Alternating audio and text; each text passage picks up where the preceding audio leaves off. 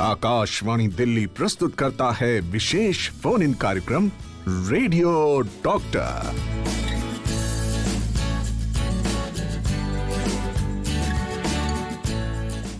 नमस्कार, सभी श्रोताओं का हार्दिक स्वागत अभिनंदन कार्यक्रम रेडियो डॉक्टर में। स्वीकार करिए अपनी दोस्त शालिनी मित्तल का नमस्कार। श्रोताओं, आजकल खराब पोस्चर और लंबे समय तक लैपटॉप, डेस्कटॉप या फ़ोन पर काम करने की वजह से कमर और रीढ़ की हड्डी पर इसका प्रतिकूल प्रभाव पड़ता है और कई बार देखने में आता है कि समस्याएं बहुत बढ़ जाती हैं। कमर में, पीठ में दर्द की समस्या आपको घेर लेती है। इसी समस्या को दूर करने और लोगों को सेहत के प्रति जागरूक करने के लिए मनाया जाता है वर्ल्ड स्पाइन डे। और आज है वर्ल्ड स्पाइन डे यानी 16 अक्टूबर। और वर्ल्ड स्पाइन डे और भी किन कारणों से मनाया जाता है और इसका क्या उद्देश्य है, ये सारी बातें हम जानेंगे और साथ ही साथ आपकी समस्याओं का समाधान भी करने की कोशिश करेंगे आज इसी कार्यक्रम के मंच से, क्योंकि आप हैं रेडियो डॉक्टर में, जिसमें जुड़ते हैं आप प्रतिदिन इस कार्यक्रम के माध्यम से अपनी समस्याओं, अपनी स्वास्थ्य समस्याओं की जो जानकारी लेने के लिए, साथ ही साथ उनको दूर करने के लिए जो भी समस्याओं से आप जूझ रहे हैं। तो आज हम बात करेंगे रीढ़ की हड्डी पर। आज है वर्ल्ड स्पाइन डे और हमारे साथ हमारे रेडियो डॉक्टर हमारे साथ स्टूडियो में मौजूद डॉक्टर राहुल खरे। आप प्रोफेसर, कंसल्टेंट एंड हेड है department of orthopaedics, Atal Bihari Vajpayee institute of medical sciences and doctor RML hospital में। डॉक्टर राहुल खरे, बहुत बहुत स्वागत है सर आपका स्टूडियो में। तो आज है वर्ल्ड स्पाइन डे। डॉक्टर साहब, क्यों मनाया जाता है, थोड़ा सा ये जान लेते हैं पहले।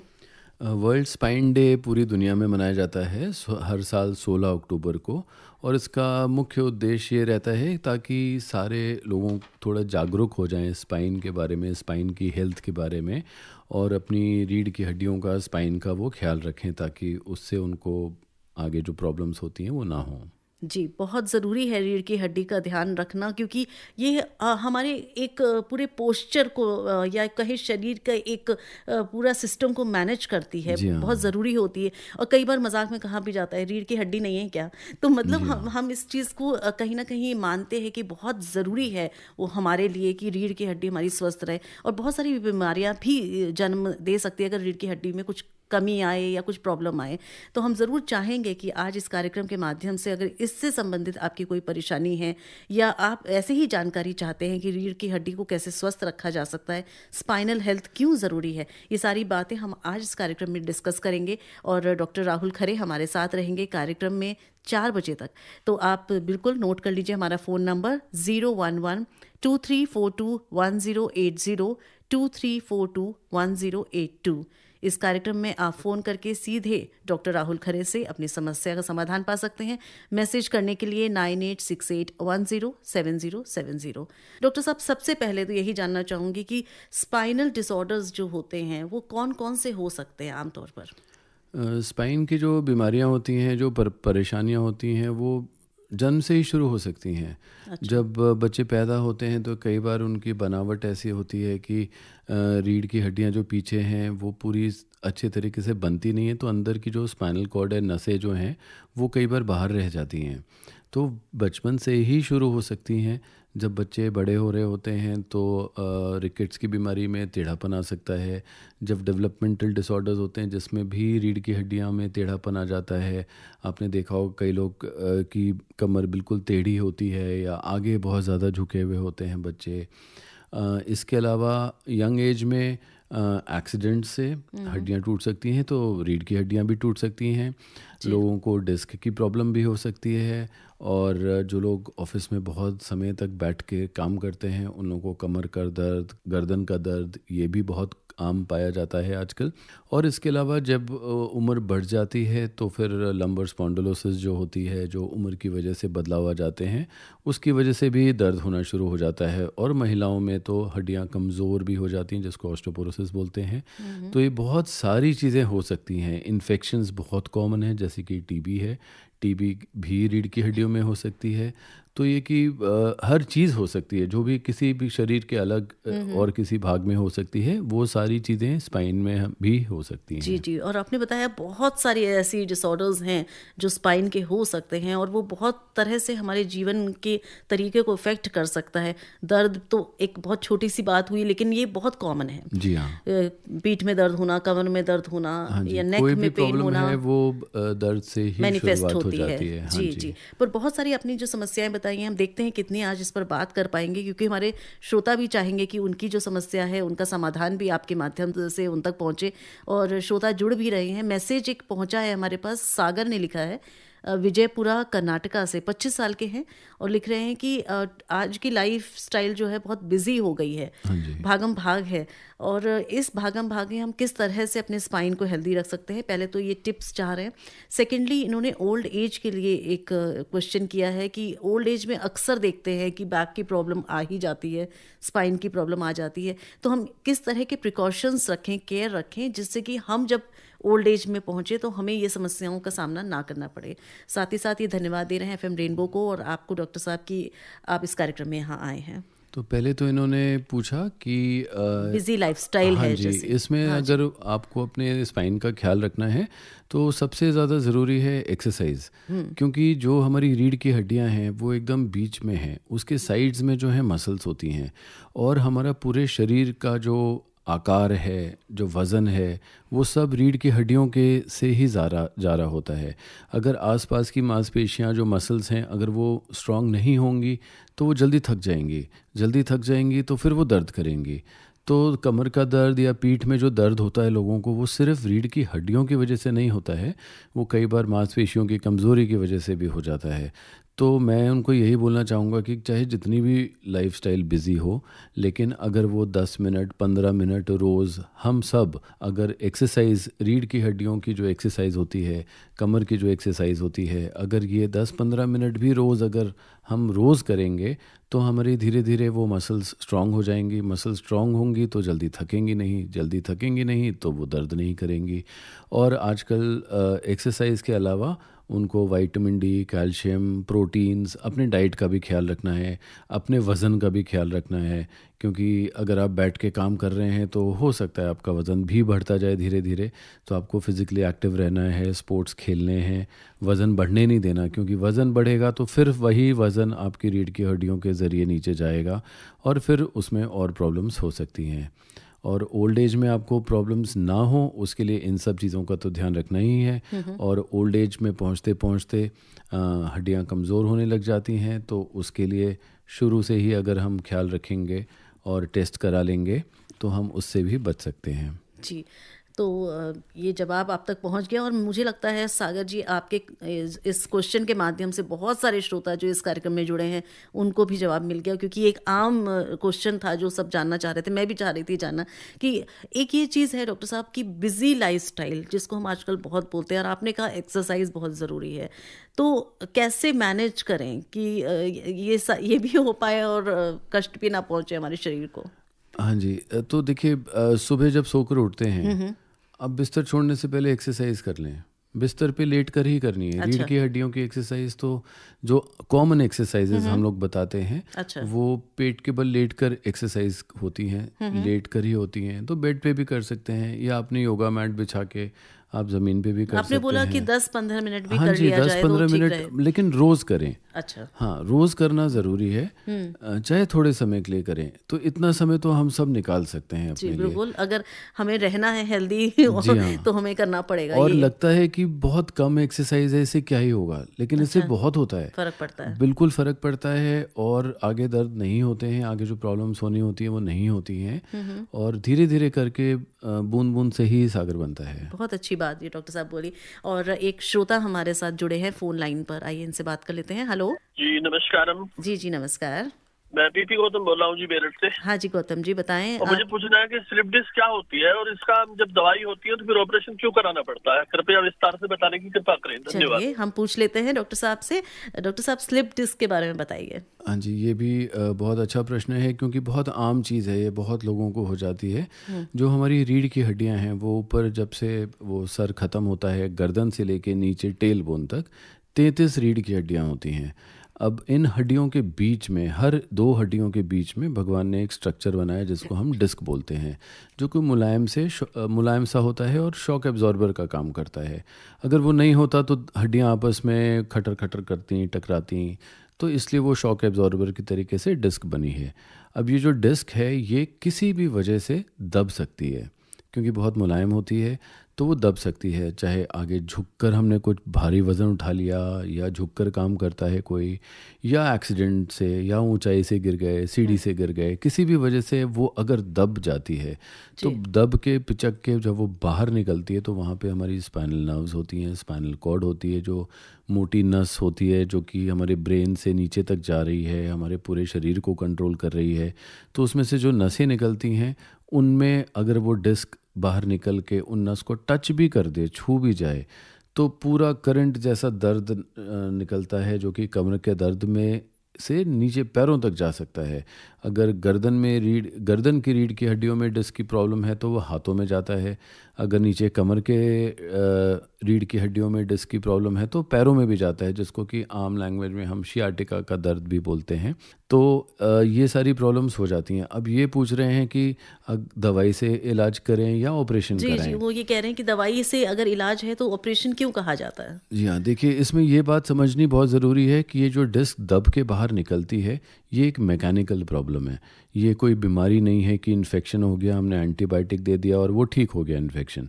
ये तो डिस्क निकल गई है मैकेनिकली पिचक के बाहर, तो बाहर ही रहेगी, वो अंदर नहीं जाएगी अपने आप, कुछ भी करने से अंदर नहीं जाएगी, क्योंकि वो जा ही नहीं सकती अंदर। तो इसकी जो मेडिकेशंस होती हैं वो क्या पेन रिलीफ के लिए होती जी हैं? हाँ, बिल्कुल सही कहा आपने। जो शुरू में पेशेंट आता है हमारे पास तो दर्द की वजह से ही आता है। जी बिल्कुल। तो दर्द की दवा, मसल रिलैक्सेंट्स, ये तो हमें देनी ही होती हैं और इनसे आराम भी मिलता है। हालांकि वो टेम्परेरी आराम होता है। कुछ अगर नर्व्स को दबाव पड़ रहा है तो हम नर्व्स को ताकत देने की दवाइयाँ भी दे सकते हैं। तो ये उन लोगों को देते हैं जिनमें कि डिस्क थोड़ी सी बाहर निकली है। हमें पता है कि ये और ज़्यादा अगर नहीं बढ़ेगी तो ज़्यादा प्रॉब्लम क्रिएट नहीं करेगी। पेशेंट अगर एक्सरसाइज करे, दवाइयाँ खाएं तो आराम हो जाएगा।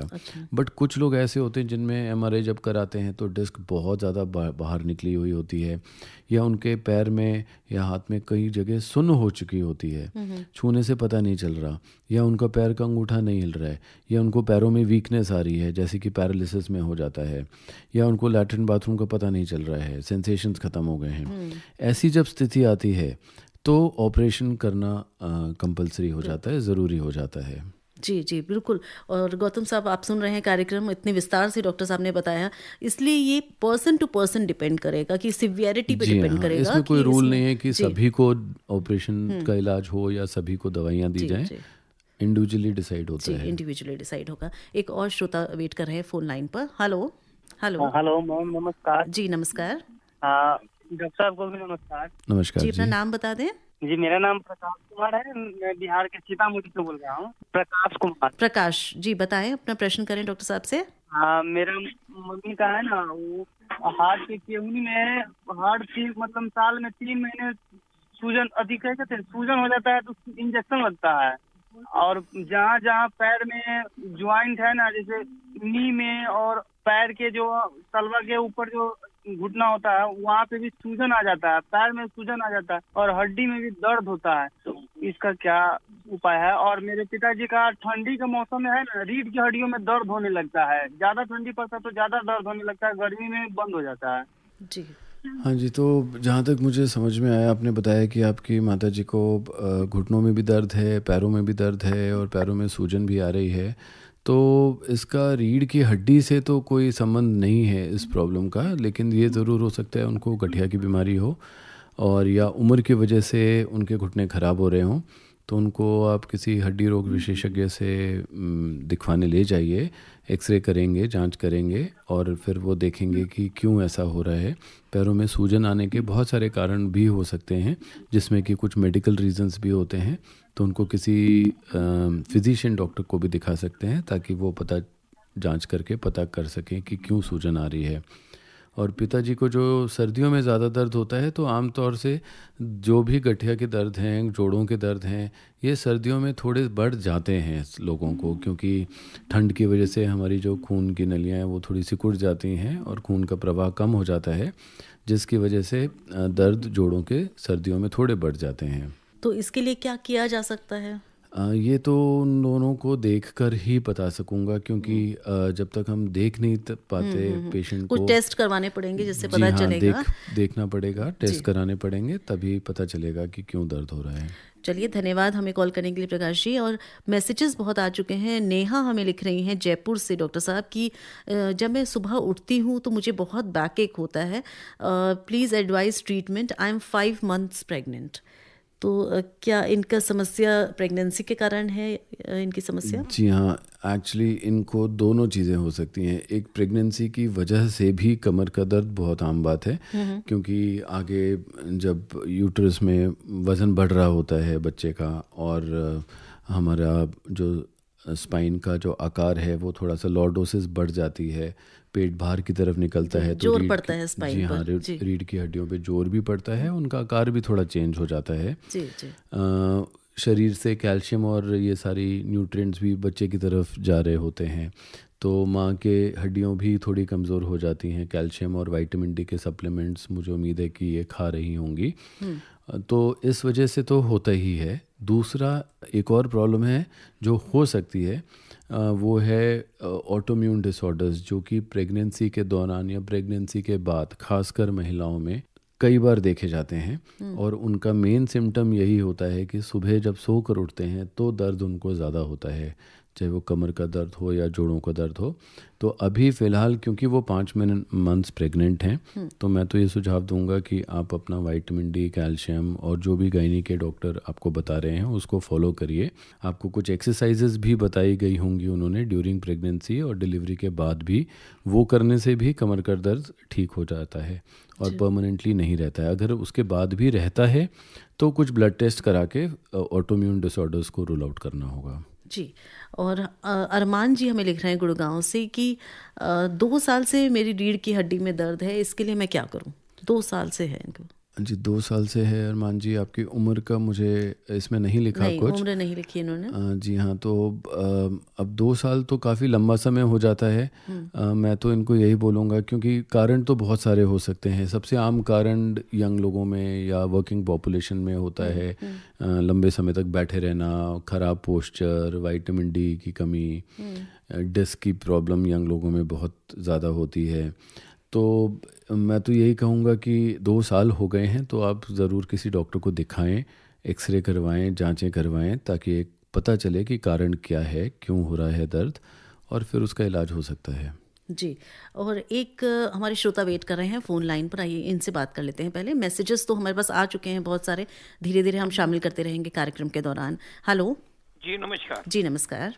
मैं जयकिशन अग्रवाल साइकिल मार्केट चांदनी चौक से बात कर रहा हूँ। जी जी, अपना प्रश्न करें। आपको नमस्ते। जी नमस्कार। हाँ जी, डॉक्टर साहब को प्रणाम करता हूँ। प्रणाम जी। मेरे 3 क्वेश्चन है। पहला क्वेश्चन ये है कि रीढ़ की हड्डी में जब टीबी हो जाती है तो कैसे पता चले इसकी रीढ़ की हड्डी में टीबी हो जाती है, और क्या इसका कोई इलाज है जिससे क्योर हो जाए? नंबर 1। नंबर दूसरा, जो स्लिप डिस्क है, आदमी को जब चलता है तो दर्द बहुत होता है और सोना दुश्वार हो जाता है, पता चलता बाद में इसको स्लिप डिस्क हो गई है, तो ये क्यों होती है? और तीसरा क्वेश्चन मेरा ये है कि हम लोगों को गद्दे कौन से मैट्रेस यूज करना चाहिए, हार्ड करना चाहिए या सॉफ्ट करना चाहिए, जिससे हमारी कमर को आराम मिल सके? 3 क्वेश्चन। जी, बहुत बहुत धन्यवाद प्रश्न करने के लिए जयकिशन जी। टीबी की स्पाइन टीबी आप बता रहे थे कॉमन भी है, आपने बताया डिसऑर्डर्स में, तो ये क्या सिम्टम्स होते हैं और डॉक्टर साहब क्यों हो जाती है? जी हाँ, जैसे कि ट्यूबरकुलोसिस बहुत ही कॉमन बीमारी है हमारे देश में और शरीर के हर भाग में, हर अंग को इफ़ेक्ट करती है, वैसे ही रीढ़ की हड्डियों में भी टीबी हो सकती है। ये ज़रूर है कि रीढ़ की हड्डियों में बोन एंड जॉइंट ट्यूबरकुलोसिस कभी से शुरुआत नहीं होती है। हमारे शरीर में कहीं ना कहीं टीबी होती है, चाहे वो फेफड़ों में हो, चाहे वो लिम्फ नोड्स में हो, चाहे वो और किसी भाग में हो, वहाँ से वो हड्डियों और जोड़ों के में टीबी आती है। तो रीढ़ की हड्डियों में अगर टीबी हो जाती है तो पेशेंट्स को कमर में दर्द होता है, या जिस भी भाग में टीबी हो रही होती है वहाँ पे दर्द से शुरुआत होती है। पेशेंट को हो सकता है खांसी भी हो, अगर फेफड़ों की भी टीबी है साथ में तो खांसी भी आती है। हर शाम उसको थोड़ा बुखार आता है, भूख नहीं लगती है, वज़न कम हो जाता है, रात में दर्द ज़्यादा होता है, सोते सोते पेशेंट जाग उठता है दर्द की वजह से और कई बार रोता भी है, रात में पसीना भी आता है। ये सारे लक्षण हैं जो कि शुरुआत में होते हैं और जैसे जैसे बीमारी बढ़ती है, अगर उन्होंने कहीं नहीं दिखाया, कहीं इलाज नहीं किया, तो जैसे कि रीढ़ की हड्डियों के पीछे मैंने बताया था कि स्पाइनल कॉर्ड होती है, मोटी नस जो हमारे पूरे शरीर, ब्रेन से लेके नीचे पूरे शरीर को कंट्रोल करती है। तो अगर वो टीबी बढ़ गई और टीबी के कीटाणुओं ने हड्डी को डिस्ट्रॉय करके वहाँ पस बना दिया है और वो पस हमारी रीढ़ स्पाइनल कॉर्ड पे दबाव डाल रहा है, तो पैराप्लीजिया भी हो सकता है, जो कि पैरालिसिस जैसी चीज़ होती है और फिर ऑपरेशन के बगैर नहीं ठीक होने के चांसेस होते हैं। तो इसलिए ये शुरुआत के लक्षण ये होते हैं। उन्होंने पूछा इलाज है कि नहीं है, बिल्कुल है। टीबी को पूरी तरीके से क्योर किया जा सकता है। जितना जल्दी पेशेंट आता है उतना ज़्यादा आसान होता है, उतना ऑपरेशन की ज़रूरत नहीं पड़ती है, सिर्फ दवाइयों से ही इलाज हो जाता है। नियमित रूप से दवाइयाँ लेना बहुत ज़रूरी होता है टीबी में। सरकार अपने प्रोग्राम में, नेशनल प्रोग्राम्स में सबको डॉट्स के ज़रिए फ्री में टीबी की दवाइयाँ मिलती हैं, फ्री में सारे इलाज होते हैं। तो सारी सुविधाएं हैं, सरकार ने दी हुई हैं और बस ये है कि पेशेंट को अगर कोई तकलीफ़ हो तो एक डॉक्टर तक पहुंचना ज़रूरी जी है। बिल्कुल, पहुंचना तो ज़रूरी है। और जैसे अगर आप जाएंगे तो सही तरीके से एग्जामिन किया जाएगा, ट्रीटमेंट तभी हो पाएगा। डॉक्टर साहब, इन्होंने एक मैट्रेस की भी बात की थी, स्लिप डिस्क की तो हमने बात कर ली जी थी हाँ, इससे वो पहले तो हम इस पहले वाले प्रश्न में। मैट्रेस की बड़ी समस्या होती है, लोगों को नहीं समझ में आता है हाँ, कि ये हार्ड बहुत हो, ही सॉफ्ट हो। जी हाँ, बहुत लोग, बहुत पेशेंट्स पूछते हाँ, हैं, ये जी बहुत कॉमन क्वेश्चन है जी कि सॉफ्ट मैट्रेस हो एकदम जैसे डनलप का, तो वो सही नहीं होता क्योंकि वो एकदम सॉफ्ट होएगा तो वो आप पूरी हमारी जो रीढ़ की हड्डी का जो आकार है वो पूरा बदल जाता है और वो उस समय तो बहुत अच्छा लगेगा, कंफर्टेबल लगेगा, लेकिन लॉन्ग रन में वो नुकसान करता है और दर्द लोगों को हो जाता है। तो मैं तो ये सजेस्ट करूँगा कि अपना हार्ड बेड हो जिसमें कि रुई का या कोयर मैट्रेस हो, वो सबसे सही रहता है। मतलब जितना आपकी स्ट्रेट रहे जी हाँ, बैकबोन उतना अच्छा हाँ, है। नॉर्मल जो आकार है वो मेंटेन रहे नॉर्मल बस। आकर। जी डॉक्टर साहब, ये हमें प्रश्न भेजा है, लिखने वाले हैं इम्तियाज़ सलमा बेगम, जवाहर कैंप, कीर्ति नगर, न्यू दिल्ली से। गुड आफ्टरनून शाली मैम एंड डॉक्टर साहब। मैं एक सार बता देती हूँ, उन्होंने काफ़ी लंबा लिखा है। ये लिख रहे हैं कि कई बार ऐसा होता है कि सोते वक्त हम सही पोस्चर में नहीं सोते हैं। तो मैं इसमें अपना एक क्वेश्चन जोड़ के मैं आपसे पूछना चाहूँगी, कई बार हमारा सोने का ही नहीं, बैठने का पोस्चर, चलने का पोस्चर, सभी कुछ ठीक नहीं होता है और कई बार उसके कारण भी समस्या बहुत हो जाती है बैकबोन की। हाँ जी। तो या कभी कभी ये भी होता है कि जैसे आजकल बैठे बैठे लैपटॉप पर काम करना, बहुत लंबे समय तक फ़ोन देखना, उससे भी नेक का पोस्चर चेंज हो जाता है। तो ये जो पोस्चर के कारण बैकबोन की प्रॉब्लम आती है, तो वो उसको कैसे सॉर्ट आउट करें और which is the right way? हाँ जी, तो ये बहुत ज़रूरी है। इनका शुरू में इन्होंने प्रश्न पूछा है कि सोते समय क्या पोस्चर रहना चाहिए। तो सोते समय तो किसी का कंट्रोल नहीं होता है, आप कैसे भी सो सकते हैं, लेकिन हार्ड बेड पे हम लोगों ने चर्चा कर ली है। तकिए के बारे में मैं और बता दूं कि अगर आप सीधा सोता है, कोई अपने पीठ के बल सोता है, तो कोशिश करें कि तकिया का इस्तेमाल ना करें। अगर साइड में करवट लेके सोते हैं तो हल्का सा तकिया ज़रूर लगाएं। और जो पोस्चर की बात है वो बिल्कुल बहुत इम्पॉर्टेंट है आजकल, क्योंकि लोग लंबे समय तक ऑफिस में बैठ के काम करते हैं, कंप्यूटर पे काम करते हैं। तो अगर वो झुककर आगे बैठे होंगे या उनका गर्दन नीचे झुकी हुई रहेगी कीबोर्ड को देखने के लिए या मॉनिटर को देखने के लिए, तो वो मसल्स थक जाएंगी। जैसे मैंने शुरू में भी बताया कि एक्सरसाइज करना तो बहुत ही ज़्यादा ज़रूरी है गर्दन की और कमर के लिए, ताकि आपकी मसल स्ट्रांग हो जाएं। उसके अलावा जो भी आपका फर्नीचर है ऑफिस का, जैसे चेयर है जिस पे आप बैठते हैं, तो वो एकदम स्ट्रेट बैक वाली हो, वो आगे पीछे एकदम जैसे कि सोफ़ाज में होता है वैसा नहीं होना चाहिए, बिल्कुल स्ट्रेट बैक हो। जब आप बैठें तो आप अपने जो बटक्स हैं वो एकदम पीठ को एकदम पीछे टच करके बैठें। ऐसा नहीं हो कि आप आगे बैठे हैं और पीछे फिर स्लाउच कर रहे हैं या आप आगे झुकना पड़ रहा हो।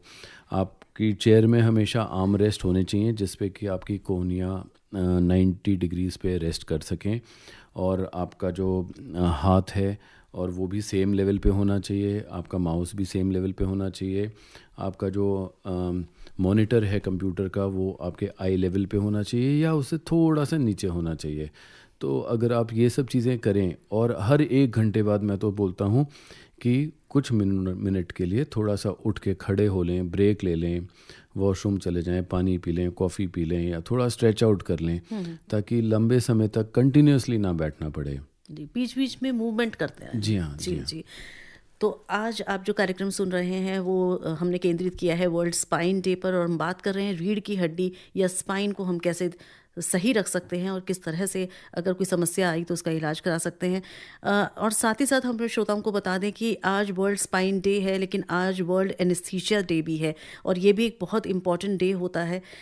तो हम कोशिश करेंगे कि हम डॉक्टर राकेश गर्ग के साथ जुड़ें थोड़ी सी देर में। हमारी कोशिश है कि हम फ़ोन लाइन पर डॉक्टर साहब से बात कर सकें और जानें कि वर्ल्ड एनेस्थीसिया डे क्यों मनाया जाता है, क्या इसकी इम्पोर्टेंस है।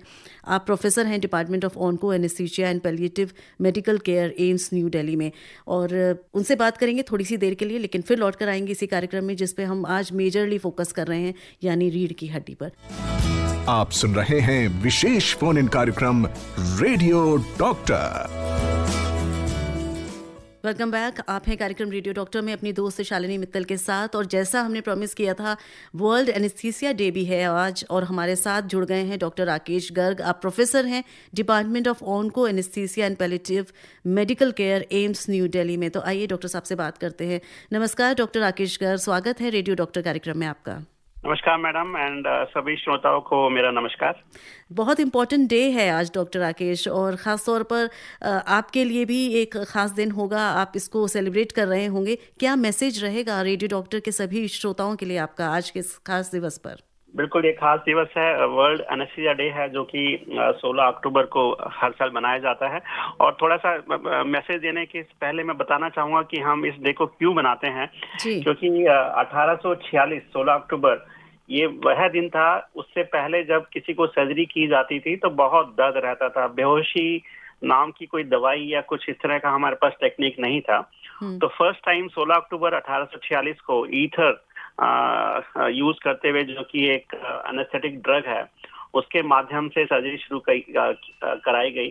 तो अगर आप देखें, आप जो सर्जरी होती है उसमें सर्जरी के दौरान जो भी पेशेंट है उसको बिल्कुल पता नहीं चलता कि सर्जरी कब हुआ, और हमारे सर्जिकल कोलिग्स बहुत अच्छे से सर्जरी कर पाते हैं और बिल्कुल दर्द रहित भी रहते हैं। अभी तो हम इतना एडवांस कर लिए हैं कि बहुत बड़ी सर्जरी होती है और पेशेंट अगले दिन आराम से बैठा होता है, बेड पर चल रहा होता है। तो इसीलिए हम इसको वर्ल्ड एनेस्थीसिया डे बनाते हैं, और एनेस्थीसिया के अंदर हमने बहुत सारी डेवलपमेंट किया, जिसकी वजह से अभी मेजर सर्जिकल प्रोसीजर्स भी काफ़ी सेफ हो गए थे। बिल्कुल सही कहा डॉक्टर साहब, बहुत बड़ी उपलब्धि रही है एक मेडिकल फील्ड की। इसके बिना ऑपरेशन होना हम सोच भी नहीं सकते हैं। तो ये जो एडवांसमेंट्स हुई हैं एनेस्थीसिया डे पर, और क्या कहना चाहेंगे? श्रोता जुड़े हुए हैं हमारे इस कार्यक्रम के साथ, तो क्या कहना चाहेंगे आप? हम श्रोताओं को यही कहेंगे कि उम्मीद करें कि किसी भी व्यक्ति को ऐसी नौबत ना ही है कि सर्जरी करानी पड़े, बेहोशी देनी पड़े। बट अगर किसी वजह से अगर ऐसा होता है तो आप बिल्कुल निश्चिंत रहे, क्योंकि निश्चेतना विभाग, एनेस्थीसिया विभाग, निश्चेतक विशेषज्ञ आपके साथ हैं, जो आपकी सारी सेफ्टी की जिम्मेवारी लेते हैं और कोशिश करते हैं कि सारी सर्जरी आपकी अच्छे से रहे, दर्द रहित रहे। अभी बहुत सारी दवाइयाँ, मॉनिटरिंग हमारी रहती है। तो हम यही कहना चाहेंगे कि आप सर्जरी अगर जरूरत करती है तो आराम से कराइए, बाकी हमारी जिम्मेवारी है। और साथ में अगर हम 2024 की बात करें, 2023 में हमने थीम रखा था कि जो कैंसर पेशेंट्स है उसका ख्याल रखें अच्छे से, बिकॉज कैंसर बढ़ रहा है, मेजर सर्जरीज होती है। पर 2024 में हमने अपने एक दायित्व लिया कि हम एक इतना हाई रिस्क चीजें कराते हैं, तो एक जो उसमें टीम हमारी इन्वॉल्व है उनकी भी एक प्रोफेशनल वेलबींग रहे। तो थीम हमारा इस साल का है वर्क फोर्स वेलबींग जी, ताकि हम अपने पेशेंट्स को सबसे बेस्ट केयर दे सकें अक्रॉस द वर्ल्ड। और इसी थीम के माध्यम से हम सभी श्रोताओं को निश्चिंत करना चाहते हैं कि आप घबराइए नहीं। आपको अगर सर्जरी की जरूरत है तो निश्चिंत होकर कराइए, क्योंकि एक निश्चेतक विशेषज्ञ आपके पास है जो कि आपका पूरा ख्याल रखेगा। आप जब सो रहे होंगे तब भी, और जब सर्जरी हो जाएगी तब आपको उठाना होगा उस समय भी। बहुत बहुत धन्यवाद डॉक्टर राकेश गर्ग इस दिन पर हमारे साथ जुड़ने के लिए, और हमारी पूरी टीम की तरफ से, आकाशवाणी की ओर से आपको वर्ल्ड एनेस्थीसिया डे पर हार्दिक बधाई और धन्यवाद देंगे आपको कि आपने समय निकाला, आप हमारे साथ जुड़े। आप थे doctor Rakesh Garg, professor, department of onco anaesthesia and palliative medical care, AIIMS, new Delhi से। तो धन्यवाद डॉक्टर साहब। अब कार्यक्रम में हम फिर वापस लौटते हैं और आप सुन रहे हैं रेडियो डॉक्टर, जिसमें आज हम बात कर रहे हैं वर्ल्ड स्पाइन डे पर। हमारे साथ हमारे आज के रेडियो डॉक्टर जो हमारे साथ मौजूद हैं स्टूडियो में, doctor Rahul Khare, professor, consultant and head department of orthopaedics, doctor RML hospital से। और डॉक्टर साहब ने काफ़ी सारी जो आपकी क्वेरीज हैं उनके जवाब दे दिए हैं, लेकिन डॉक्टर साहब अभी भी हमारे पास मैसेजेस का भंडार लगा हुआ है। हमारे श्रोता जो वेट कर रहे हैं कि उनकी समस्या भी हम ज़रूर यहाँ पर पढ़ें और आप उसका जवाब दें। ये मैसेज हमको लिखकर भेजा है मनोहर लाल गांधी जी ने, चाणक्य चौक, गाजियाबाद से। लिख रहे हैं, डॉक्टर राकेश गर्ग जी द्वारा हमें पता चला कि वर्ल्ड एनेस्थीसिया डे क्यों मनाया जाता है और इससे कितनी सुविधा हुई है सर्जरी करवाने के लिए। आपको बहुत बहुत बधाई और हमारी ओर से धन्यवाद। तो धन्यवाद मनोहर लाल गांधी जी की, इस कार्यक्रम में आप जुड़े हुए हैं। साथ ही साथ एक प्रश्न किया है डॉक्टर साहब इन्होंने कि सर्वाइकल के चलते अगर अनबैलेंस होता है या चक्कर आता है तो क्या ये भी रीढ़ की हड्डी से संबंधित होता है? हो सकता है, सर्वाइकल की वजह से भी हो सकता है। गर्दन में दर्द और सर में दर्द और चक्कर आना, हाथों में भी झंझनाहट और दर्द होना, लेकिन इसके लिए सिर्फ सर्वाइकल की वजह से नहीं होता है। चक्कर आने के और भी बहुत सारे कारण होते हैं। ब्लड प्रेशर की वजह से हो सकता है, शुगर कम होने की वजह से हो सकता है, कान की प्रॉब्लम की वजह से हो सकता है, कुछ ब्रेन की न्यूरोलॉजी की प्रॉब्लम है उसके लिए भी हो सकता है। तो अगर उनको ये कभी कभार आ रहे हैं, तंग नहीं कर रहे ज़्यादा, तो अलग बात है। लेकिन अगर बहुत रेगुलर किसी को चक्कर आ रहे हैं तो इन सारे विशेषज्ञों को दिखाना ज़रूरी हो जाता है, हड्डी रोग विशेषज्ञ को भी और फिजिशियन को भी और न्यूरोलॉजिस्ट को भी, इन लोगों और ENT स्पेशलिस्ट को, इन लोगों को दिखाना बहुत ज़रूरी हो जाता है ताकि पता चले कि चक्कर आने का कारण क्यों है। जी जी। ये वसीम दर हमको लिख रहे हैं अनंतनाग कश्मीर से, विलेज लिवर इन्होंने लिखा है। और इन्होंने ये साथ में ये कहा है कि मेरा एक फ्रेंड है जिसकी सर्जरी हुई थी 2022 में। ही हैड 3 डिस्क्स जिन्होंने लिखा है, एंड अभी nearly after 2 years also he is not walking properly. हाँ जी, तो अगर 3 लेवल पे डिस्क उनकी थी और तीनों लेवल्स पे सर्जरी हो चुकी है, तो अब 2 साल बाद भी अगर उनको तकलीफ़ है, कुछ ठीक से नहीं चल पा रहे हैं, तो इसका मतलब कि हो सकता है कि अभी भी और लेवल पे डिस्क हो गई हो, या इन लेवल पे भी डिस्क पूरी तरीके से ना निकली हो, या जब निकल गई है तो वो और फिर से और निकल गई हो। तो कुछ भी हो सकता है। उनको इनकी जांच करनी पड़ेगी। इनको बोलिए वो अपना एक नया एक्सरे कराएं, MRI कराएं, और उससे साफ पता चल जाएगा कि अभी क्यों ये प्रॉब्लम उनको है। जी, एक श्रोता हमारे साथ फोन लाइन पर मौजूद हैं। हेलो। हेलो जी, अपना नाम बताएं, आप रेडियो डॉक्टर में हैं। RK सरीन बोल रहा हूँ मैडम। RK सरीन जी, हाँ बताएं आप। 74 साल की उम्र है, 50 किलो वेट है मेरा। जी जी। डॉक्टर साहब से पूछना चाहता हूँ, मेरा ऑपरेशन होना था, मेरा ऑपरेशन हुआ नहीं, पर ये डॉक्टर से पूछना चाहता हूँ कि काउंटिंग क्यों करवाते हैं, कि हिंदी में बोलो इंग्लिश में, गिनती काउंटिंग किस लिए कराते हैं? कि बाद में होना था मेरा ऑपरेशन नहीं हुआ, वैसे में ठीक हो गया उससे, शिकायत से। अच्छा, आपका मुझे ऐसा लग रहा है आपका प्रश्न एनेस्थीसिया से रिलेटेड है। हाँ, एनेस्थीसिया बिल्कुल डॉक्टर साहब सही कह रहे हैं। हाँ जी, हाँ जी, कि वो जब पेशेंट को एनेस्थीसिया दिया जा रहा होता है तो काउंटिंग क्यों कराते हैं। तो इसका करेक्ट आंसर तो आइडियली एनेस्थेटिस्ट को ही देना चाहिए, बट जहाँ तक मेरा ख्याल है वो यही है कि एक तो पेशेंट का थोड़ा ध्यान बढ़ जाता है, दूसरा जब बोलते हैं उसी समय वो ड्रग इंजेक्ट कर रहे होते हैं, तो एनेस्थेटिस्ट को भी आइडिया हो जाता है कि धीरे धीरे वो पेशेंट 1 से 5, 6 फिर धीरे धीरे आवाज़ का वॉल्यूम कम हो जाता है, बोलना असर कर रही है दवाई, हाँ, है ना? वो भी देखने को मिल जाता है। जी, इस वजह से बोलते हैं। चलिए, एक इनकी क्वेरी थी, आपने जवाब दिया। और देवदत्त पारसोलिया जी लिख रहे हैं हमको, दिल्ली फायर सर्विसेज में काम करते हैं। आप दोनों को हमारा सादर प्रणाम। Nice topic, commendable, God bless you, super programme, excellent presentation. इनका सजेशन है कि म्यूजिकल ब्रेक मत लीजिए। चलिए, म्यूजिकल ब्रेक हम बहुत मिनिमम लेते हैं वैसे देवदत्त जी, और कोशिश ये होती है कि हमारा कार्यक्रम आपको इंटरेस्टिंग लगे, और इसीलिए हम थोड़ा सा इसमें ब्रेक लेते रहते हैं जिससे कि एक इंटरेस्ट बना रहे। तो अगर आपको पसंद नहीं आ रहा है तो कोई बात नहीं, हमारे बहुत सारे श्रोता लेकिन इसको पसंद भी कर रहे हैं। तो जानकारी हम पूरी कोशिश कर रहे हैं आप तक पहुंचाने की, तो हमारे साथ जुड़िए जरूर। और अगर कोई प्रश्न है देवदत्त जी तो बहुत बहुत स्वागत है, आप प्रश्न भी कर सकते हैं। और ये हमें प्रश्न किया है रविंद्र कुमार जी ने जो हमें दवाई का नाम पूछा। डॉक्टर साहब दवाई तो हम नहीं बता पाएंगे, लेकिन यशपाल जी ने हमसे एक प्रश्न किया है द्वारका दिल्ली से। नमस्कार डॉक्टर साहब and Shalini ma'am, thanks for a very nice and useful topic. My question is कि people do exercise including weight lifting without proper learning from a qualified specialist like physiotherapist, कहाँ तक सही है, ये क्वेश्चन है इनका। और दूसरा कि अगर हमें कोई आप टिप्स दे सकें कि इंजरी हो जाती है डे टू डे लाइफ में, कभी थोड़ा गिर गए या स्लिप कर गए या कुछ, उससे कोई वो कैसे अवॉइड किया जा सकता है। यशपाल जी, आपका प्रश्न बहुत ही अच्छा प्रश्न है, बहुत इम्पोर्टेंट प्रश्न है, क्योंकि आजकल ज़्यादातर लोग, काफ़ी लोग एक्सरसाइज करने के लिए जिम ज्वाइन करते हैं। और वो अब जिम कैसा है, वहाँ पे जिम ट्रेनर कितना ट्रेंड है खुद, वो किसी को पता नहीं होता है। और जल्दी से आप अपनी बॉडी बनाने के लिए ज़्यादा वज़न उठाना चाहेंगे, लोग जोश में भी होते हैं। तो ये बहुत इम्पोर्टेंट है जानना कि हमारी मसल्स को स्ट्रॉन्ग बनाने के लिए एक्सरसाइज तो ज़रूरी है, वज़न उठाने भी ज़रूरी हैं, लेकिन उन मसल्स को धीरे धीरे ट्रेन करना पड़ता है, धीरे धीरे उनको वज़न बढ़ाना पड़ता है, तब जाके ज़्यादा वज़न उठाना चाहिए। जो ट्रेनर है वो उनको ये एडवाइस देनी चाहिए सभी लोगों को कि थोड़े वज़न से शुरुआत करें, एक्सरसाइज को ग्रेजुअली शुरू करें और फिर धीरे धीरे वज़न बढ़ाएं। जैसे जैसे कि मसल्स हमारी स्ट्रॉन्ग होती जाएंगी, उन पे आप ज़्यादा लोड दे सकेंगे। लेकिन शुरू में ही जब मसल्स वीक हैं, स्ट्रॉन्ग नहीं हैं और आपने ज़्यादा वज़न उठा लिया, तो आपकी या तो डिस्क दबेगी या आपकी मसल पुल हो जाएगी, कुछ ना कुछ इंजरी होएगी ही होएगी। तो इसलिए बहुत अच्छा क्वेश्चन है ये, और लोगों को ऐसा ज़रूर ध्यान रखना चाहिए कि हर एक्सरसाइज को एक क्वालिफाइड ट्रेनर के थ्रू ही सीखें और धीरे धीरे करें।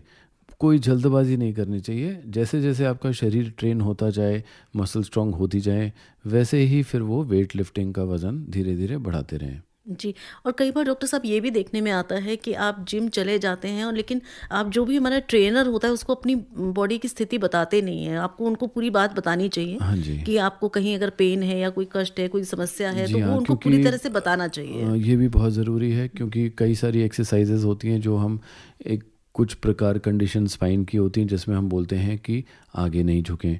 कुछ कंडीशंस ऐसी होती हैं जिनमें हमें बताना पड़ता है कि पीछे ना झुकें। जी। तो वो कंडीशंस जाननी ज़रूरी हैं, डॉक्टर को भी जाननी ज़रूरी हैं ताकि वो सही एडवाइस दे सकें। सिमिलरली जिम के ट्रेनर को भी जाननी ज़रूरी है, क्योंकि आप बताएंगे नहीं, वो एक्सरसाइज सिखा देंगे, करा देंगे और आपको हो सकता है फ़ायदे की जगह और नुकसान ही हो जाए। जी, और एक और जो इन्होंने प्रश्न किया था डॉक्टर साहब, कोई टिप्स देना चाहेंगे आपकी injury day to day life में ना हो इंजरी, तो एक्सरसाइज करें और एक्सीडेंट्स वगैरह से बचें, ध्यान रखना है। और थोड़ा सा अवेयर रहना है, अलर्ट रहना है।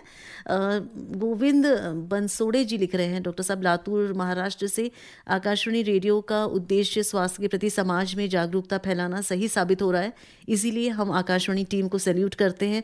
शालिनी मित्तल मैडम को हम वेल डन कहना चाहते हैं, डॉक्टर साहब को प्यार भरा नमस्कार भेजना चाहते हैं। तो बहुत बहुत धन्यवाद गोविंद जी, इसी तरह से कार्यक्रम में जुड़े रहिए, हमारी हौसला अफजाई करते रहिए। इस कार्यक्रम का जो उद्देश्य है वो तभी पूरा होगा जब आप इस कार्यक्रम को सुनेंगे और सुनकर जो भी यहाँ डॉक्टर हमारे बताते हैं उसको फॉलो करने की कोशिश करेंगे।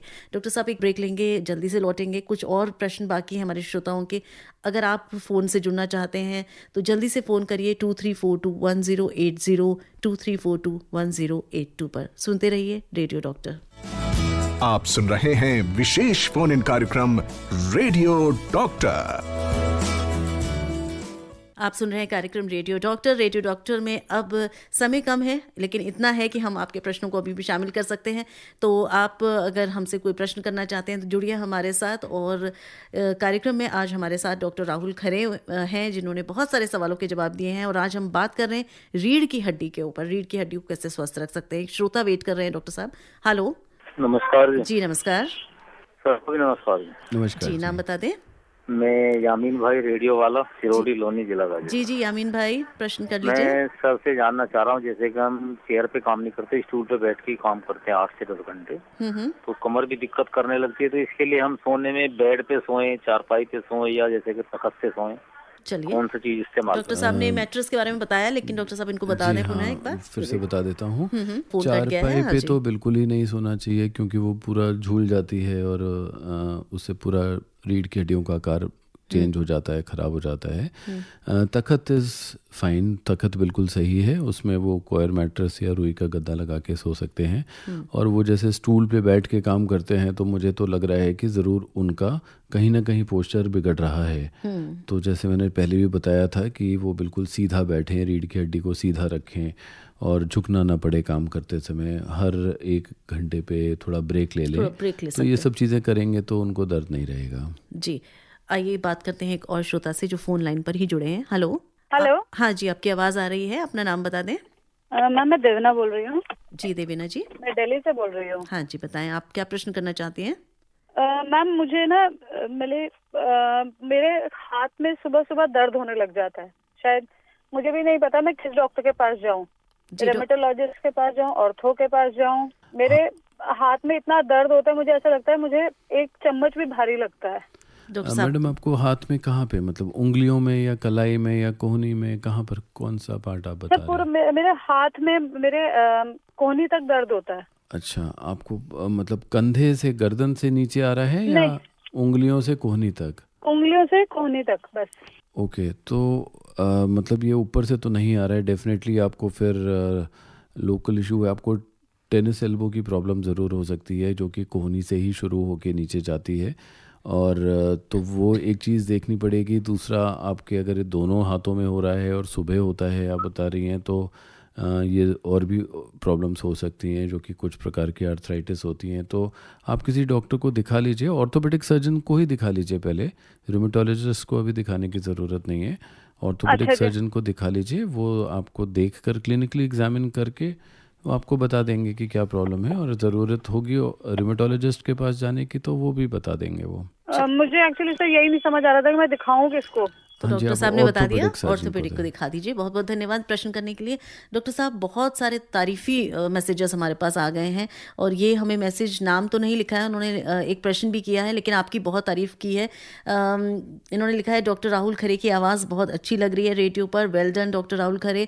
एंड एक क्वेश्चन भी पूछा है कि आई वॉन्ट टू आस्क कि temporary management of back pain due to long sitting hours. तो हमने थोड़ी सी बात की थी, जिनका सिटिंग जॉब होता है, तो कुछ एडिशनल आप बताना चाहें। हाँ, इस पे तो हम चर्चा कर ही चुके हैं कि लंबे समय तक बैठने के लिए पोस्चर इम्पॉर्टेंट होता है, एक्सरसाइजेस बहुत ज़रूरी होती हैं, और स्मॉल ब्रेक्स लेने बहुत ज़रूरी होते हैं।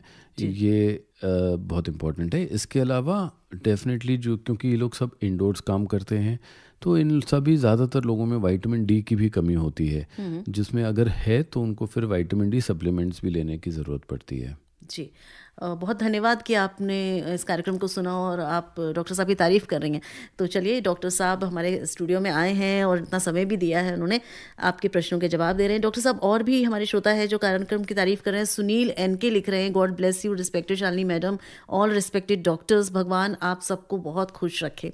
तो ये दुआएं हमें मिल रही हैं इस कार्यक्रम के माध्यम से। बहुत बहुत धन्यवाद कि आप लोग जुड़े हुए हैं। डॉक्टर राकेश गर्ग की तारीफ़ कर रहे हैं हमारे श्रोता कि बहुत अच्छे से उन्होंने जानकारी दी है। और बाकी जो ये प्रश्न आया है, ये प्रश्न करने वाले ने नाम नहीं लिखा है, पर लिखा है कि आजकल लेडीज़ जो है हाई हील की जो सैंडल्स पहनती हैं, क्या वो हार्मफुल होती हैं बैक के लिए? बिल्कुल, ज़रूर हार्म करती हैं। कभी कभार पहनना है तो ठीक है, लेकिन जिन लोगों को रोज़ पहनना पड़ता है, ज़्यादातर समय पहनना पड़ता है, उनको वो ज़रूर नुकसान पहुंचाती है, क्योंकि हमारे पूरे शरीर की जो मैकेनिक्स है, जो वज़न जा रहा है हमारे शरीर का ऊपर से नीचे तक रीढ़ की हड्डियों के ज़रिए, तो पूरे अलाइनमेंट्स चेंज हो जाते हैं। और उसके अलावा चलते समय एंकल स्प्रेन का, पाँव मुड़ के चोट लगने का और ख़तरा हो जाता है। जी, दिनेश शर्मा जी ने लिखा है शिमला झुंझुनू राजस्थान से कि L4 L5 की समस्या बहुत सुनने में आती है, तो ये क्या है, इसका उपचार और क्या बचाव है? हाँ जी, L4 L5 जैसे ये बोल रहे हैं, ये L4 और L5 2 लेवल्स हैं रीढ़ की हड्डियों के, और आम आदमी इसको डिस्क की प्रॉब्लम के लिए बोलते हैं। तो इनको जो मैं समझ पा रहा हूँ कि अगर L4 L5 किसी ने बताया है प्रॉब्लम है, तो वो L4 और L5 के बीच में जो डिस्क होती है वो दब के बाहर निकल गई होगी, वो वाली समस्या है। उसी के बारे में जानना चाह रहे हैं। हाँ। इस पे तो हमने बात की है कार्यक्रम के दौरान। हाँ जी। नरदेव सिंह कोटद्वार उत्तराखंड से इन्होंने ये मैसेज किया है कि मेरे साइड पाँव में नीचे पंजे के पास दर्द हो रहा है और दूसरा पीछे और हाथ में राइट हैंड में हो रहा है। क्या तो ये स्लिप डिस्क की ये इंडिकेशन है क्या? नहीं, ये डिस्क की वजह से तो नहीं हो रहा है, क्योंकि डिस्क का जो दर्द अगर होता है डिस्क के दबने से, नस पे दबाव आने से, तो वो कमर के दर्द से ही पूरा ऊपर से नीचे तक पैरों तक जाएगा। अलग से पैरों पे हो रहा है तो ये कोई और समस्या है। तो डॉक्टर साहब, बहुत सारे प्रश्न हमारे पास आए और आपने उनकी समस्याओं का समाधान किया। चलते चलते हमारे वो श्रोता जो एक जनरल चाहते हैं आपसे टिप्स लेना कि बैकबोन को कैसे, हम स्पाइन को कैसे सही रखें, तो कुछ टिप्स देना चाहें? जी हाँ, रीढ़ की हड्डी, स्पाइन जो है बहुत ही इम्पोर्टेंट पार्ट है हमारे शरीर का। हम उसकी वजह से ही बैठ पाते हैं, उसकी वजह से ही खड़े हो पाते हैं, उनकी वजह से ही हमारा आकार होता है, हमारी हाइट होती है। ये बहुत ही इम्पोर्टेंट है, तो इसका हमें ख्याल रखना बहुत ज़रूरी है। क्या प्रॉब्लम्स होती हैं, क्या इलाज होता है, वो हम चर्चा कर ही चुके हैं। सबसे इम्पॉर्टेंट है प्रिवेंशन, कि हमें ये समस्याएं हो ही ना। इसके लिए सबसे इम्पॉर्टेंट है एक्सरसाइज। जैसे मैंने शुरू में भी बताया था, अगर आप रीढ़ की हड्डियों के लिए एक्सरसाइज करेंगे, मसल्स आपकी बैक की मसल स्ट्रॉन्ग रहेंगी, गर्दन की मसल स्ट्रॉन्ग रहेंगी, तो वो आपको आगे प्रॉब्लम बहुत कम चांसेस होते हैं कि आपको कभी कोई प्रॉब्लम होगी रीढ़ की हड्डियों से रिलेटेड। इसके अलावा आपको नियमित एक बैलेंस डाइट लेना ज़रूरी है, जिसमें विटामिन डी भी हो, कैल्शियम भी हो, प्रोटीन्स भी हो, और अपने वज़न का ख्याल रखें। वज़न ना बढ़ना दें। शरीर का वज़न जितना ज़्यादा होगा उतना ज़्यादा रीढ़ की हड्डियों पे जोर पड़ेगा। बच्चों को मैं खासकर एडवाइस देना चाहूँगा कि खूब आउटडोर स्पोर्ट्स खेलें, धूप में खेलें, ताकि उनको विटामिन डी मिलता रहे, उनकी मसल स्ट्रॉन्ग रहें। और बस यही बोलना चाहूँगा, पोस्चर का बहुत ज़रूरी है कि पोस्चर वर्क प्लेस पे बहुत आम प्रॉब्लम आ रही है आजकल, तो उसके लिए भी पोस्चर अपना सही मेंटेन रखें, बीच बीच में ब्रेक्स लें। जी, बहुत सारी बातें आपने इस कार्यक्रम के दौरान बताई और उम्मीद है हमारे श्रोताओं को ज़रूर लाभ होगा इन सारी चीज़ों को सुनकर, जानने से। और सभी श्रोताओं का भी धन्यवाद करना चाहेंगे कि आपने इस कार्यक्रम में शामिल होकर इस कार्यक्रम को सक्सेसफुल किया। आपके प्रश्न हम तक पहुँचे, आपने इस कार्यक्रम को सुना। और फिर धन्यवाद देना चाहेंगे डॉक्टर साहब का। डॉक्टर राहुल खरे हमारे साथ रहे, professor, consultant and head department of orthopaedics, Atal Bihari Vajpayee institute of medical sciences and doctor RML hospital से। तो डॉक्टर साहब, इस विषय पर इतनी ढेर सारी जानकारी हम सबके साथ साझा करने के लिए बहुत बहुत धन्यवाद। धन्यवाद, नमस्कार। तो इसी तरह से सुनते रहिए रेडियो डॉक्टर और जुड़ते रहिए प्रतिदिन इस कार्यक्रम के साथ। और अब इजाज़त दीजिए अपनी दोस्त शालिनी मित्तल को। स्वीकार करिए मेरा नमस्कार। अभी आप आकाशवाणी दिल्ली से विशेष फोन इन कार्यक्रम रेडियो डॉक्टर सुन रहे थे। कार्यक्रम की प्रस्तुतकर्ता थी शालिनी मित्तल।